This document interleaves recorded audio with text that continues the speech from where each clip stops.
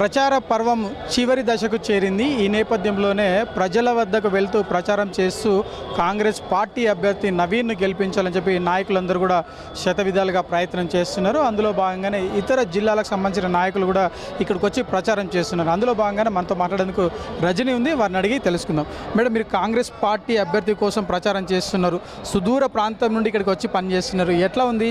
ప్రజల నుండి ఎటువంటి ఆదరణ లభిస్తుంది? ప్రజలు ఏం అడుగుతున్నారు? మీరు కాంగ్రెస్ పార్టీ తరఫున ఎటువంటి హామీలు ఇచ్చారు? ఏ విధంగా వాటిని నెరవేరుస్తా అంటున్నారు? ఫస్ట్ ఆఫ్ ఆల్ ఎందుకు అనేటిదనంటే మమ్మల్ని ఒక మోసపూరితమైన భ్రమలో మా తెలంగాణ మా నిధులు మా ఉద్యోగాలు మా నీళ్ళు అని ఒక భ్రమతో మమ్మల్ని హిప్నోయిజం అంటారు చూడు, అట్లా చేసి మన టీఆర్ఎస్ ప్రభుత్వం తెలంగాణ తెచ్చుకొని దాన్ని వాళ్ళ స్వార్థకానికి వాడుకొని తెలంగాణను టీఆర్ఎస్ని బీఆర్ఎస్గా మార్చుకొని వాళ్ళు సంపాదించుకున్న నిధులు వాళ్ళు సంపాదించుకున్నారు, వాళ్ళు కట్టుకున్నారు గడీలు. కానీ సామాన్య ప్రజలకు మాత్రం ఏం దొరకలేదు. సరే, మాకు అర్థమైంది కదా, ఏది ఏమైనా ముక్కు కోసిన ముందుగాల మోగడే మంచోడు అంటారు కదా, అట్లా మా కాంగ్రెసే మాకు ముద్దు. స్వతంత్రం తెచ్చిపెట్టిన పార్టీ మా కాంగ్రెస్ పార్టీ కాబట్టి మాకు ఏదేమైనా మా కాంగ్రెసే కరెక్ట్ అని అనుకున్నాము. కాంగ్రెస్కు సపోర్ట్ చేయాలి. ఎక్కడెక్కడ బీఆర్ఎస్ జెండా ఎగురుతుందో అక్కడ ఆ జెండా కూకిటి వేళ్లతో పీకి పాడేసి మా కాంగ్రెస్ జెండా బాతాలు అనేదే మా కార్యకర్తల లక్షణం. ఇది అంటే ఎట్లా, అంటే ప్రజల నుండి ఎటువంటి స్పందన ఉంది? ప్రచారం చేస్తున్నారు కదా, ఇక్కడ పరిస్థితులు చూసారు, ఎలాంటి పరిస్థితులు ఉన్నాయి, ప్రజలు ఏం కోరుతున్నారు, మీరు కాంగ్రెస్ పార్టీ నుండి ఏం చేస్తారు?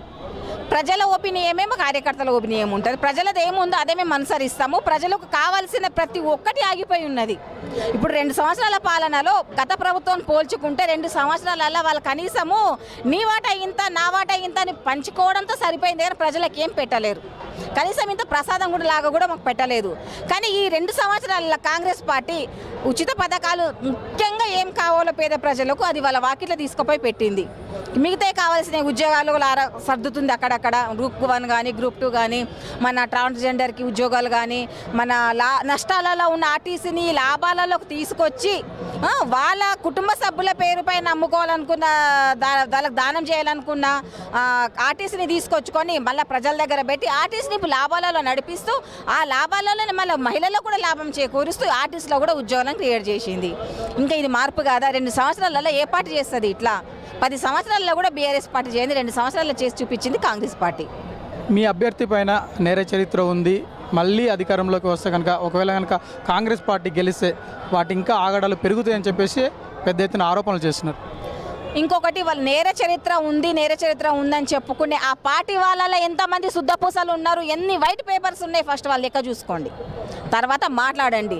నిజంగా నేరస్తుడు అయితే కనుక, నిజంగా మన రౌడీ షీటరు నవీన్ యాదవ్ అయ్యుంటే కనుక ఏ ఒక్కడు ధైర్యం చేసి ఈ పదం చెప్పకపోయేది.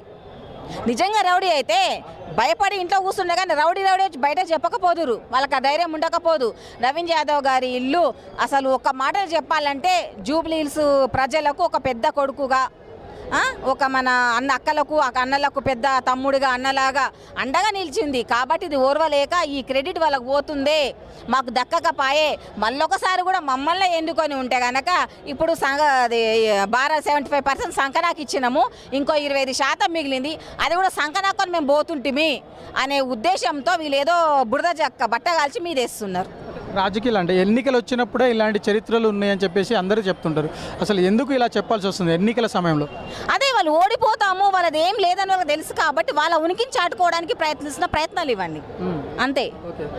బీఆర్ఎస్ అభ్యర్థి పైన మీ అభిప్రాయం ఏంటి? ఒక మహిళగా మీరు ఆ మహిళ పట్ల ఏ విధంగా మాట్లాడతారు? మీ స్పందన ఏంటి? సార్, ఒక మహిళకే కాదు, ట్రాన్స్జెండర్ సభ్యులకు మహిళలకు కూడా తన అండగా నిలిచి ఉన్నాడు. ఒక మాటలు చెప్పాలంటే జూబ్లీ హిల్స్ గడ్డలో చాలామంది ఆర్టిస్ట్ని పరిశ్రమకు సంబంధించిన ఆర్టిస్టులు ఉన్నారు. అందులో ఆడవాళ్లకు అన్నమ్మకి కష్టం వచ్చిందంటే తన దగ్గరుండి కష్టాన్ని తీర్చిన ఆడపడుచులు కూడా ఉన్నారు. కాకపోతే వాళ్ళు కొంచెం బయటకు రారు. ముఖ్యంగా ట్రాన్స్జెండర్కి ఎలాంటి రక్షణ లేకుండా ఉండే ఇక్కడ వాళ్ళకి నేను ఉన్నానమ్మా అని చెప్పేసి మన దీనికి నిదర్శనం మన చంద్రముఖి గారే వచ్చి పేపర్ స్టేట్మెంట్ మన మీడియా ముఖంగా చెప్పింది. అది సరిపోదా? ముఖ్యంగా మన నవీన్ అన్న చెప్తున్నాను కదా, జూబ్లీ హిల్స్కి పెద్ద కొడుకు, ఆడవాళ్ళకే కాదు ప్రతి ఒక్క బీద వాళ్ళకు కూడా. లేకపోతే ఒక మహిళలకి ఇన్ని శ్రీమంతాలు చేసి ఉండేది కాదు. పుస్తమటలు అందించిండు ప్రతి ఒక్క ఆడపడుచుకు అన్న పెద్ద కొడుకు. ఇప్పుడున్న పరిస్థితిలో జూబ్లీహిల్స్లో సినిమా పరిశ్రమ వాళ్ళు ఉన్నారు, బీసీకి ఎక్కువ ఉన్నారు, తర్వాత ఇతర జిల్లాల ఇతర రాష్ట్రాల నుండి వచ్చిన వారు సెటిలర్స్ ఉన్నారు, మైనారిటీలే మేజర్ ఎజెండాగా కాంగ్రెస్ పార్టీ కావచ్చు, నవీన్ యాదవ్ కావచ్చు పనిచేస్తున్నారని చెప్పేసి ఆరోపణలు. అది అసత్యం. మైనార్టీలకే చేస్తున్నారు అని అనడం అసత్యము. మైనార్టీల కంటే ఎక్కువ కూడా మన హిందువులు మా కొడుకు, మా పిల్లగాడు, మా బస్తీ పిల్లగాడు అని చెప్పి ప్రేమతో ముందుకు వస్తున్నారు. ఈ లెక్క ప్రకారం చూస్తే మైనార్టీలకు కూడా కొంచెం తక్కువే చేసిండు, హిందువులకు ఎక్కువ చేసిండు ఆయన. అట్లా మైనార్టీలు దూరం కాదు ఆయనకి. మైనార్టీలు ఒక భాగం, మేము ఒక, ఆయనకు రెండు కళ్ళు.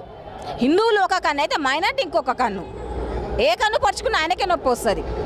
ఆ రెండును కూడా కాపాడేటోడే మా నవీన్ అన్న. మహిళ అనే సింపతి బీఆర్ఎస్కి ఉంది, ఖచ్చితంగా తనకు ఓట్లు పడతవి, ఈసారి గెలుస్తామని చెప్పి బీఆర్ఎస్ నేతలు అంటున్నారు. ఏం సింపతి? స్టేజ్ మీద వెనక్కి తిరిగి కళ్ళలో గ్లిజరిన్ వేసుకొని ఏడ్చే సింపతి. పోనీ మన మాగంటి గోపి అన్న దేంట్లో చనిపోయిండు? మన సింధూరు దాంట్లో చనిపోయిండా? దేంట్లో చనిపోయిండు? పోనీ ప్రజల కోసం పోతూ అని చనిపోయిండా? మన యుద్ధంలో సింపతి దేనికి ఇవ్వాలి? ఉన్న జూబ్లీ హిల్స్లో మొత్తం అంతా ఆస్తి అంతా దోచుకొని మన కేటీఆర్ గారికి అప్పచెప్పిండు. జస్ట్ కేటీఆర్ గారికి బినామీగా నిలబడ్డాడు. ఉన్న ఆస్తిలో మొత్తము మిగిలింది 75% కేటీఆర్దేనంట. ఆమె ఏడ్చుకుంటూ స్టేట్మెంట్ ఇచ్చింది. కేటీఆర్ గారంట ఆమె శవాన్ని నేను వచ్చేంత వరకు తాకొద్దు అని చెప్పేసి అక్కడ నుంచి ఆయన కేటీఆర్ గారు వచ్చేంత వరకు ఇక్కడ శవాన్ని ఆపిండు. కేటీఆర్ గారు వచ్చిన తర్వాత హరీష్ రావు కేటీఆర్ గారు కూర్చొని ఆస్తి పంపకాలు జరిగిన తర్వాత మాగంటి గారికి రావాల్సిన వాటా ఆయనకి ఇచ్చిన తర్వాతే శవం జరిగింది. అంటే ఇక్కడ మాగంటి గోపినాథ్ గారు ఓన్లీ బినామీ తప్ప ప్రజల మనిషి కాదు. ఆయన బీఆర్ఎస్ పార్టీలో ఉన్న 4 మంది ఉద్యోగులు ఉన్నారు చూడండి, కేసీఆర్ గారు, కేటీఆర్ గారు, హరీష్ రావు గారు, కవితక్కకి బినామీ మన మాగంటి గోపినాథ్ అన్న కానీ ప్రజల మనిషి కాదు. ఆయన వల్ల ఉపయోగం ఏమేమి లేదు. ఈ ఉన్నది కాస్త ఉడుచుకొని పోతుంది. బీజేపీ పైన మీ అభిప్రాయం ఏంటి? అభ్యర్థి క్లీన్ చిట్ ఉంది, ఖచ్చితంగా మార్పు కోరుతున్నారు ప్రజలు, బీజేపీని గెలిపిస్తారు అని చెప్పేసి బీజేపీ నేతలు అంటున్నారు. కేంద్రంలో కూర్చొని బీజేపీ ఏం ఉరగబెట్టింది? కేంద్రంలో ఉన్న బీజేపీ ఇప్పుడు మన రేవంత్ రెడ్డి దేని గురించి అయితే కొట్లాడుతున్నారో దేంట్లో సహకరించింది బీజేపీ? బీజేపీ అనే పేరు నామరూపంలో, బురదలో పుట్టిన కమలం మళ్ళీ బురదలోకి వెళ్ళిపోతుంది. అది పైకి వచ్చేది లేదు, ఎవరికి వెళ్తూనిచ్చేది లేదు. బీజేపీ అయిపోయిందని చాప్టర్. బీజేపీ బీఆర్ఎస్ గలీలో అది కుస్తీలు పడతారు, ఢిల్లీలో దోస్తాన్లు చేస్తారు. ఎవరికి తెలియని సంగతులు ఇవన్నీ. వాళ్ళిద్దరు ఒకటే. ఏ చేసినా నేను రూపాయి తిన్నాంటే ఎవరికి చారానని ఇచ్చుకునే వాళ్ళు ఏం చేయరు. ఆ విషయం ప్రజలకు తెలుసు. అసలు బీజేపీ ఉనికే లేదు ఇక్కడ. ఒక మహిళగా నవీన్ పైన మీ అభిప్రాయం ఏంటి? ఏం చెప్తారు? నవీన్ ఆలోచన కావచ్చు, లేదంటే తను చేసిన సేవ కావచ్చు. మహిళలకు ఫస్ట్ అయినా చెప్తున్నారు కదా, ఇందాక చెప్పినట్టు మహిళలకు ఒక నాలాంటి వాళ్ళకి ఓ అన్న, మా అమ్మ లాంటి వాళ్ళకు ఒక పెద్ద కొడుకు. ఏదైనా ఇబ్బంది వచ్చిందని అంటే తల్లిగారింటికి ఒక ఆడపడుచు ఎంత అత్తగారింట్లో ఇబ్బంది అవుతుందని పోతుందో నమ్మకంతో ఈ ఇంటికి ఆడపడుచులు ఇంట్లోకి వచ్చి ఆడవాళ్ళు ఆ నమ్మకంతో వస్తారు. వాళ్ళకి కావాల్సిన న్యాయం జరిపించుకొని వెళ్తారు. ఆడవాళ్ళకే కాదు, ప్రతి ఒక్కళ్ళకు కూడా ఈ ఇంట్లో న్యాయం జరుగుతుంది. కాంగ్రెస్ పార్టీ అభివృద్ధి చేస్తుందా, చెయ్యదా? ఒకవేళ చేస్తే జూబ్లీహిల్స్లో ఎటువంటి మార్పులు చేస్తుంటారు? కాంగ్రెస్ పార్టీ అభివృద్ధి చేస్తుంది అనేది కొన్ని పథకాల వల్లే నిరూపించిండ్రు. ఇంకా మిగతాయి కూడా ఇంకా టైం ఉంది. ఈ టైంలోపు మిగతాయి కూడా పూర్తి జూబ్లీ హిల్స్లో కావాల్సిన సమస్యలు, మొదటిగా ముఖ్యంగా కావాల్సిన సమస్యలు ఏవి ఉన్నాయో అవి ఫస్ట్ నెరవేరుస్తారు. ఇది. Thank you madam, thank you so much. మొత్తం మీద జూబ్లీహిల్స్లో ఒక మార్పు శ్రీకారం చుట్టినట్టే అని చెప్పేసి చెప్తున్నారు. ఇప్పటికే కాంగ్రెస్ పార్టీ తరఫున నవీన్ యాదవ్ గెలుపు ఖాయము. ఎందుకంటే రాబోయే రోజుల్లో ఆ అభివృద్ధి పథకాలు ఏంటి, ఏ విధంగా ఈ మార్పులు చేర్పులు వస్తే చూడబోతారు. ఇప్పటికే చాలామంది తను ఒక అన్నగా, ఒక తల్లిగా, ఒక చెల్లిగా, ఒక బిడ్డగా చాలా తను ఆదరిస్తూ వస్తున్నాడు. మహిళలకు అండగా ఉంటున్నాడు. ప్రతి ఒక్కరికి అండగా ఉండి ప్రతి సమస్యను తీర్చే వ్యక్తి నవీన్. అందుకే ప్రజలు గెలిపిస్తారని చెప్తున్నారు. కెమెరామెన్ కిరణ్తో Mahender, SKS Fly TV, Hyderabad. Please do subscribe to SKS Fly TV.